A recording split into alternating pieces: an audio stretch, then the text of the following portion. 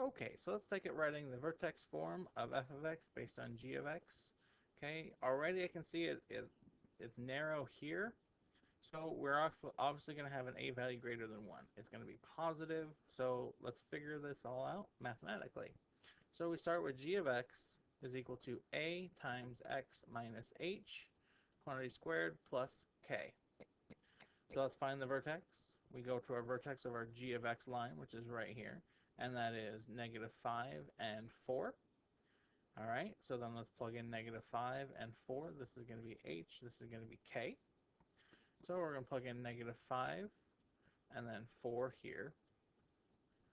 So then we have a times x minus that squared plus 4. Cleaning the inside up, that becomes a positive 5. We square it, we get plus 4. And then we have g of x. All right, so now we also need to find out what our a value is. Okay, so let's take a look at our graph. Let's see if we can figure it out here. Let's see, we go, here's our first point. Its mirror, let me choose a different color. Our first point is here. Its mirror is right there. Okay, and how far above this vertex is it?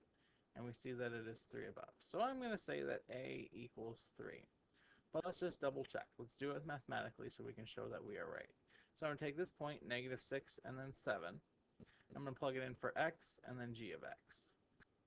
Okay, so let's see what we get. I'm going to plug in, I said 7 equals a times x, we said was going to be negative 6 squared. Not squared, that's not squared, plus 5. This is squared, plus 4. So the inside, negative 6 plus 5 is negative 1. We square it and we get 1a plus 4 equals 7. And I can see that I am right. So I minus 4 to both sides. So then a equals 3. So my final equation is going to be g of x is equal to 3 times x plus 5 squared plus 4. And that is your final equation.